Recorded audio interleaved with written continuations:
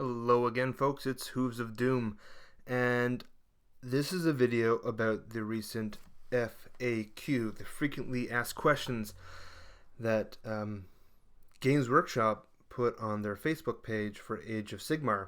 And the 40k ones are going to be forthcoming soon as well. So, we've been expecting this for a number of weeks. We knew that this was coming because they announced it, and they took our questions and they came up with some answers, and it's a rough draft. And this dropped yesterday, and I promoted it on the Warhammer YouTubers Facebook account and the Google Plus page, and I was very interested in it. I saw it, within minutes after it was posted, and I read through it, and it's interesting. This video is in part a response to Vince Venturella, which I'll post his video down below. But I was planning on making a video about this anyway, so it fits perfectly into my plan. And this video is just really about my thoughts, of my impression of the FAQ, what I'm going to be taking away from it. I know MC1 Gamer already put out 2 videos about an hour in length that goes over every single point. It's sometimes hard to see some of the answers on the Facebook page, so there's actually a Word document floating around that someone wrote in, I guess, Microsoft Word or whatever, and it's very clear. If you want that, just give me a shout out at hoovesofdoom@gmail, and I can send you a copy. But it's what did I like about the FAQ? Well, let me just firstly state, the last video where I discussed that Games Workshop is going to make an FAQ, I was very excited, and I really think that this is one of a positive move to reach out to interact with the community. And I like the fact that this is a rough draft to kind of get some feedback. I'm not really sure they're going to get what they want from the community. And in general, I really love the wargaming community. But after reading the FAQ, I'm just a little bit confused about what the point really was. If I were to really state it bluntly, these really weren't the questions that I was frequently asking. And I'm not really sure if I had any questions or any concerns about how the game was functioning. I think in many respects the rules were fairly clear, and maybe we just didn't want to accept them, because there's a lot of things that break the normal way in which we play our games. The officialness of an FAQ, I think, is a little bit of a problematic. As I said, because I didn't see any of these as being contentious problems or really questions that absolutely needed a coherent official answer for. Now that you have them, it becomes really difficult more difficult, I should say. You can obviously do it, you can play any way you want, but it becomes more difficult to play the way that you want to play if it contradicts the FAQ, right? We all know players that are going to have this FAQ probably right along with their army and bring it out anytime there's any type of question.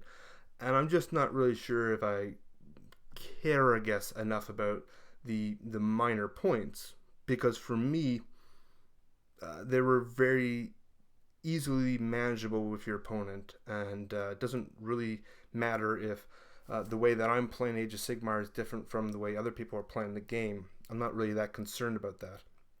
And ironically, Games Workshop itself, or the people that are running the Facebook page, they wrote down a question and answer that basically states that under the rules. They say, the question, is an FAQ required when you discuss things with your opponent before a game? And the answer is, players should feel free to discuss the rules before a game and change things as they see fit if both want to do so, whatever the printed rules and FAQs may say. The rules and FAQs simply provide a default setting for your games. So, I mean, even they're admitting it doesn't really matter. And so, I think the absolute bottom line that I really took away from this is GW has no interest in putting any type of barriers on how you play any model or any game any way you want. It's a very free and open way to do it. If you want to put down multiple special characters, the duplicate special characters, and your opponent's cool with it, they don't really care at all. And I can't really blame them. that's they're promoting the models. They're trying to make a business out of it. There was on the Facebook page, one guy was kind of annoyed, and he said that there's still no army design mechanic.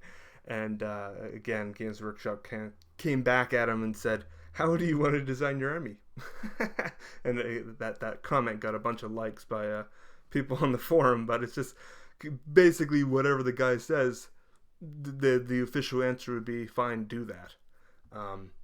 Which is, we've come a long way, I guess, in some respects, and in other respects, I guess we haven't. I was just more concerned about the type of questions people were asking. There was, this was when they were compiling questions, and I get it. There are some confusing elements to it. I'm sure it does come up in games, but one was, do the time of war rules, are those mandatory? Or can you opt out? And of course, the GW answer was, of course you can opt out. It's not mandatory. But it's like, on a very practical level, if you don't own the books, of course, they're not going to be mandatory. And they're in hardcover books that you don't need to buy. So for me, just a lot of these questions, the answers were fairly obvious. But there were a few surprises. And basically, for me, when I refer to a surprise, it's, again, I think they are basically rules as written. It just happens to be that it was different than how I was playing at the time. So with magic and death and the vampires and the Seraphon, any type of thing that can summon on units, there's no restrictions. Now, I happen to be in the camp that said you need to have a war scroll in play, so to speak, before you could summon. And that's the way my wife and I play, and my wife loves to use her magic and bring on units, and she was fine with that. She thought that made perfect sense as well. So between her and I, worked fine. But quite honestly, and that's what I basically talked about. I made a video about that topic not too long ago, and one of the commenters was saying, that type of rule I completely disagree with. I think you should be able to summon whatever you want. So certainly a lot of people were playing that way. I don't really think it matters, quite honestly. I was a little bit surprised how they did it, but I don't honestly think it matters in the game. If you have 2 units, I don't really see.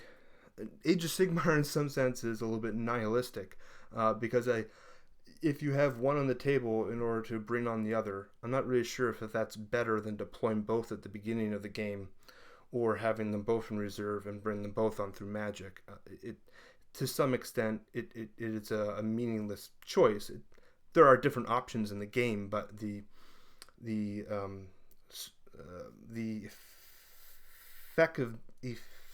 effectiveness of the units, I'm not really sure if it makes a massive change. With regards to the special characters and having duplicates of them, well, at this point, most of the quote-unquote special characters have been rebranded as generic ones. So you got a Krell, for instance, in Death is no longer Krell. He's just a regular White King.